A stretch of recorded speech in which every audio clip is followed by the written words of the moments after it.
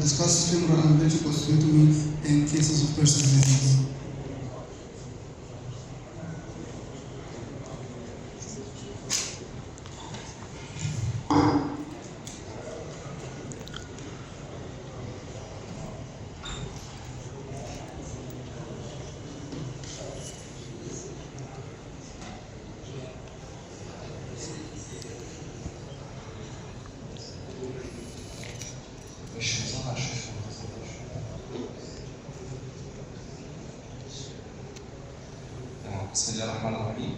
My talk today is about pelvic osteotomy and Perthes disease, why I prefer it over femoral or arthrodisthesis. As we all know, the hip joint needs the hip to be contained inside the acetabulum so that we have normal hip joint and skeletal maturity. We need the hip to be inside the acetabulum, which acts as a mold, like this jelly or this square shape or melon.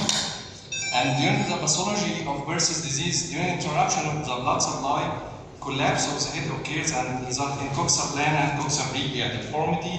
And during revascularization, we may face the coxa magna, excessive bone formation, and both deformities result in uncoverage of the femoral head. In Wagner-Strom staging, it's so important to know that in the first two stages, the head is dewy, soft, so it has a good chance for remodeling, while during reossification and heal, it's stiff, so we deal with the persistent deformity. And during fragmentation stage has the highest incidence of decreased range of motion and pain, and usually yields after the end of this stage. And the strange thing in Perthes disease, you cannot anticipate when the patient shifts from one stage to another, and if the head is going to be deformed or continue its sphericity. Lateral belt classification, one of the most important classifications for decision making. When you have a good lateral pillar, we have a good shield for the head. Even if you have a central head necrosis, the femoral head will contain its shape, and this X-ray of the patient continues the same picture, the same situation for 3 years because we have a good lateral pillar. Any interventions, whether conservative or any type of surgery, aims to have a good spherical head at the end, which is calculated by the Stulberg classification, and this classification is done at the skeletal maturity. And that's a difficult question, whether my intervention has a good prognosis or not. I should wait until skeletal maturity. If I gain spherical head, what I have done is okay. And the important prognostic criteria is the age, Stulberg classification, lateral pillar, and other poor prognosis are less important than 3 things. We have the containment principles, as we discussed before. If you have a good mold for the head, it will take spherical shape. And we have the hinge abduction principle. When you have a spherical head, during abduction, the head will rotate around the axis at the center of the head. While if you have a superior lateral pump, during abduction, medial joint space is going to be widened and the axis is shifted to this pump, and that's what's called the hinge abduction. So if we did varization, it will not result in containment of the head inside the acetabulum.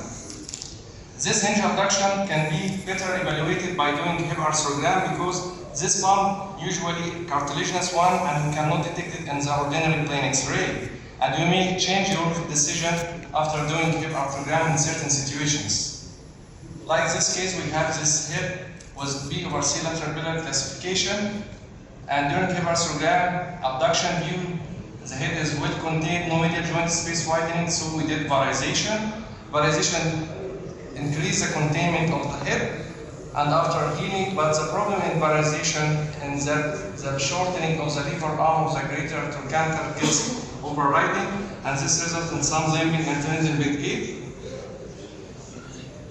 While when you have a flattened head confirmed by hip arthrogram that we have a superior lateral pump and medial joint space gets widened during abduction, it's candidate for doing shelf pelvic osteotomy by putting an iliac graft continuing the arc brow of the acetabulum, which leads to more wide capacious plates so that the head gets remodeled inside. So in this situation, it's not only a salvage procedure, it's a treatment to provide a good mold for roundness of the head. And here the iliac graft is well united with the iliac bone. There's a lot of types of pelvic osteotomy. We discussed briefly which type could be suitable in Perthes disease. First, we have the redirection type, the Foyemas Salter, which increases anterolateral coverage. It's the same, theoretically, the same principle for polarization to increase the coverage of the head. And in older patients, we need to do steel, triple osteotomy, or Gans periacetabulum osteotomy. But we have to have a rounded hip and very capacious acetabulum to be rotated around the head to have good containment. Like here in Salter, which is used in DDH and can be used also as an alternative for femoral osteotomy. It will increase the anterolateral coverage, but when the child gets older than 6 years, we have stiff symphysis pubis, so we have to skip the spinal attachment of the sacrospinal sacrotuberous ligament by doing triple osteotomy or doing the periacetabular osteotomy, Gans periacetabular osteotomy.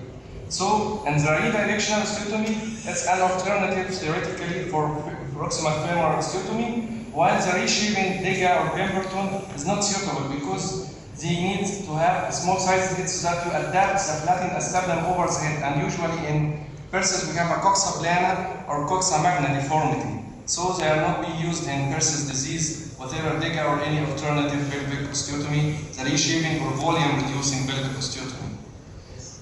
Now, as the augmentation of salvage, we have shelf and care. We cover the head with an iliac bone in two different techniques. In shelf, we use the original Stahili technique, using multiple strips of bone with a parasitic manner and two perpendicular layers. And we did a modification of the series of 31 hips with using a single trapezoid with some iliac graft at the corner to make it easier. Like in this case, we have here coxa plana deformity, and we did the site of the pelvic osteotomy doing the shelf. It's more technically easier than the Chiari pelvic osteotomy. And Chiari pelvic osteotomy is osteotomy at the roof of the acetabulum, and we do medialization of the distal ilium, a lateralization of the lateral ilium.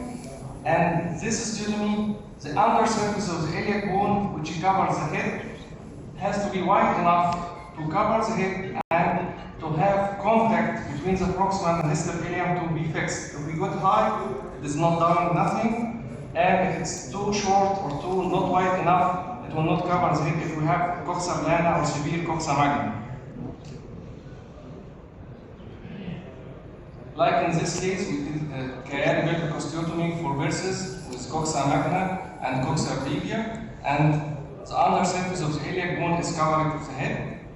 This after metal removal, and this case may need later on distalization of the greater trochanter. So to sum up, which type of osteotomy that can be used? If you have a rounded hip, you can use the Salter, or as an alternative, you cannot use the reshaping or volume reducing pelvic osteotomy. But you can easier to use shelf pelvic osteotomy. It's much technically easier than doing Chiari pelvic osteotomy. Regarding valgus pelvic osteotomy, when the head is ossified and the deformity is persistent, valgus osteotomy lowers down the greater trochanter, increase the abduction range, and rotates the head so that the undersurface of the head is facing the acetabulum, but it doesn't cause remodeling of the head, so it can be used when you have persistent deformity as a salvage procedure. In the femoral head reduction osteotomy, we have reshaping of the head through surgical hip dislocation. We can decrease the size of the head to be contained by the acetabulum, but it's very technically demanding and heavy end is very risky. What is the fact that all surgeons agree about in Perthes disease? There is no agreement. Exactly. There is no agreement at all. We have different schools, different opinion given in every patient, and different techniques between conservative and surgical intervention, and a lot of debate since decades. But to confirm that my procedure is efficient, we need to have a randomized controlled study comparing each group, and the problem is we cannot obtain a homogeneous group of patients due to multiple variables and multiple classifications that have intra and inter-observer variability. If you have a good spherical congruence at the end, you will be succeeded. And my questions as regard to hip arthrodiastasis is that does external fixator addition with a hip after slide. As adding external fixator with a hip with limited range of motion is rational, and how to select the patients and which stage, how to exclude, do you use hinge or non-hinge, and for how long. I hope Muhammad can discuss this question in his next talk. Thank you.